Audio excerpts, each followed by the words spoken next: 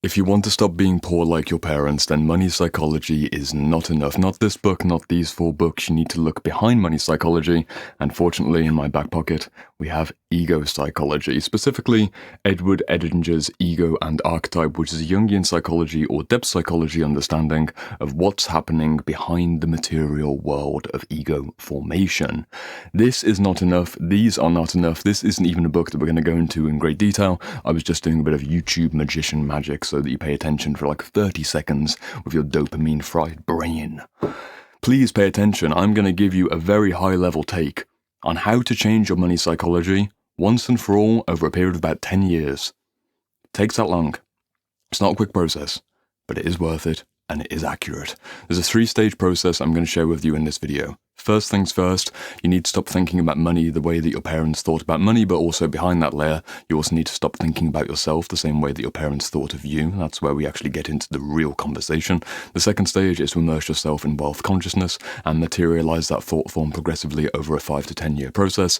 And the final stage is to defend your psychological boundaries from the poverty mindset flanking around the borders of your new identity. 3-stage process I'm going to break down, and we are breaking down this question on the screen. Would love your insight on letting go of fear if you were raised in it.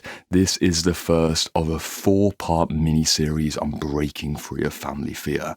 Episode 201, you can see it there in the title. Check out episodes 202, 203, and 204, where we're looking at the fear of God, the fear of being authentic, and the fear of having a good relationship. Money is merely 1/4 of the family trauma story. I will talk more about this later.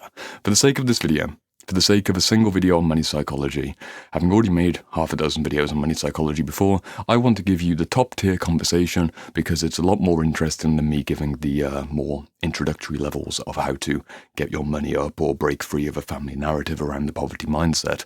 I've done those videos. They're great, but I've already done them. I'm going to do something new in this video. The books I held up at the very start, they are genuinely valuable books. You can read a book like Money Psychology. You can read a book like Becoming the Millionaire Next Door. You can read books on the history of debt or the history of interest rates, or maybe as soon as you get into stock market investing, you can look at the history of speculation. These books are fantastic. I've read them. I think they're good.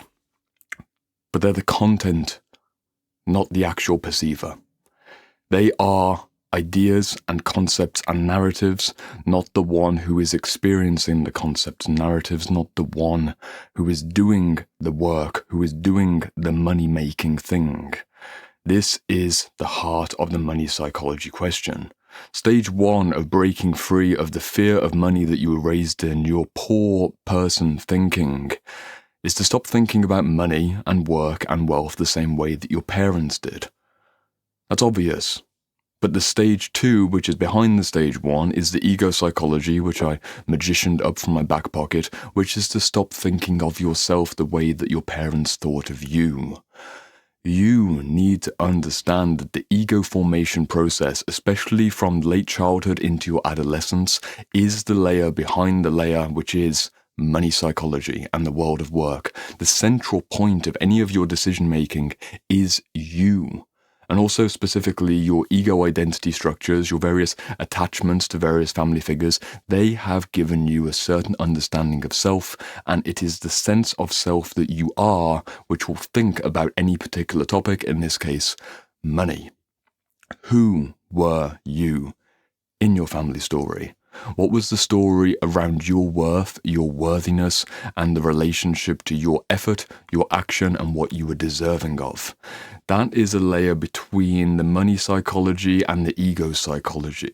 The story your mother had, the story your father had about their relationship to work, that's more distanced for now. The absolute heart of the matter that will really change your relationship to finances is understanding that your parents, God bless them, they tried their best, I must assume, but they had certain ways of relating to you. If you study attachment theory, you know these things. They had certain ways of relating to you that forced you to be a certain type of child.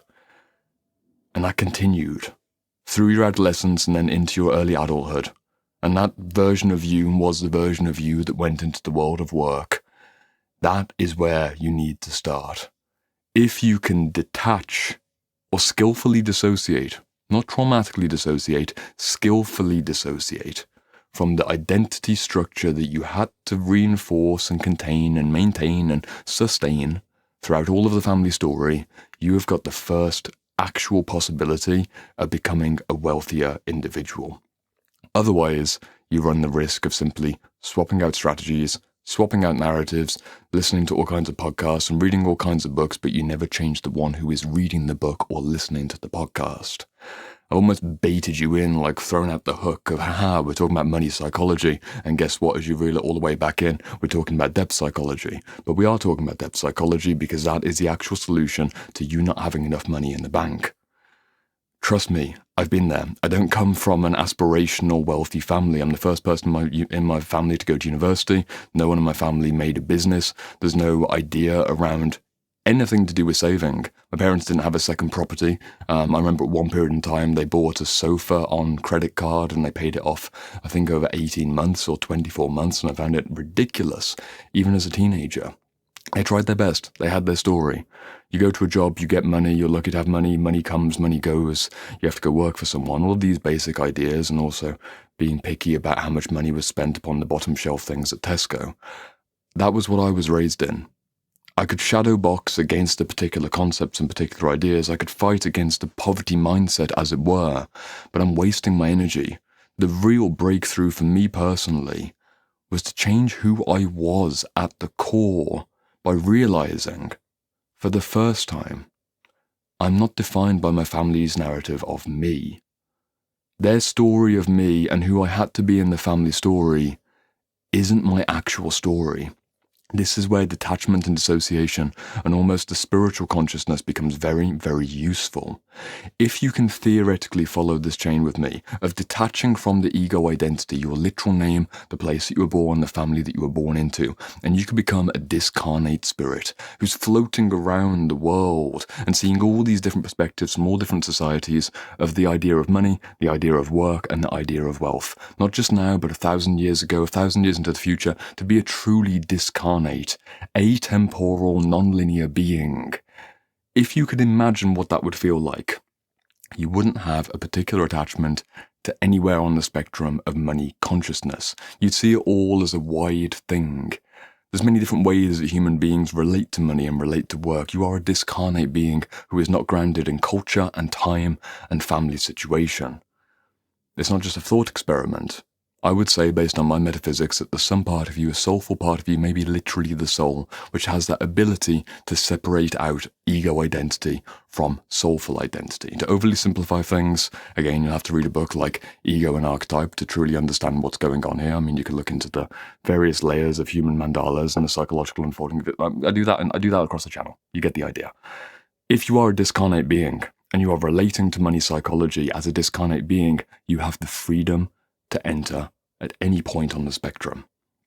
Why would you choose to go in at the poverty side rather than the wealthy side of money consciousness as a spectrum of possibility, abundance, and potential? It's a good question. Why would you choose that? You wouldn't, probably. Realistically, if you had a certain value system, it's probably better to be more abundant, have more possibility, be able to have the money to look after yourself and the people you care about. If you could choose to zoom all the way out above the earth and then zoom back in to a life of someone who had money or no money, most people who are watching this video would choose to go into money. That is entering into money consciousness as materialized in an individual who has had multiple years of materializing money consciousness from thought form into actuality through various changes over time. This is the stage 2 process. If you can see what I'm saying here, that you are not your family story, you are not your biological name, your government name, you are not this at the core. Clicks, you have the freedom to escape the conditioning. It's almost a spiritual loophole within the whole money psychology story. But it's not that simple. You have to go through the second stage, and the second stage takes about 5 to 10 years. In myself, I've seen this in clients I've worked with who started the business in their 20s and maybe got to their 30s, or someone who woke up age 40 and they then needed 5 to 10 years to break out of a family narrative. The total immersion in money consciousness must be materialized as tangible, literal, wealthy action, progressively and incrementally over a period of 5 to 10 years until you will truly be free of, let's call it, the poverty mindset or the poverty-based, fear-based conditioning of your family story. Let's give a few practical examples to really ground this back into earth quite literally. Let's say, for example, you've spent a good number of years looking at all these kinds of books. You've been watching things on YouTube, you're immersed in things around self-development, money concepts. Okay, it's all fantastic. That's all irrelevant and useless unless you actually start making changes in the way that you relate to money. Super simple, basic things is if you've never saved, you grew up in a family of non-savers, you set a goal of saving 500, 1,000, 1,500 per month. Next level, you then find a way to invest that level. Beyond that, you have multiple income streams potentially, or you take your business to the next level. But what about a stage before that? Even the idea that you could have your own business, you could do something for yourself. For some people, breaking out the family story, that is revolutionary.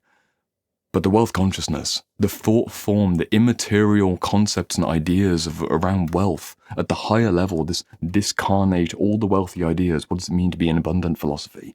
That doesn't come all in all at once because you have got congealed, congested tightness around you when it comes to money. You only have enough space week by week, month by month to take it all in. You might get flashes of insight about how wealthy and abundant you could be, but you're not going to go from $2,000 a month to $500,000 a month just like that. It will take years and years and years of progressively materializing the wealth consciousness as literal change in your literal life based on literal time and energy spent in an hour-by-hour basis over multiple weeks, months, and years. And to just be patient about this process, it will probably take at least half a dozen years or so. It won't come quick. It will not come quick in the slightest. You were raised in your family story for at the very least 18 years. That's stayed inside of you for probably more years than that. If you're trying to break free of poverty thinking, you need to be patient. You can be very assertive and very intentional, but you also need to be very patient. Please, don't rush this. You're breaking free of a family story. You're looking at the full picture perspective of wealth consciousness. If you want to stop being poor like your parents, you need to grow up 4 more years outside of their parental conditioning. And that's been internalized and introjected over many years.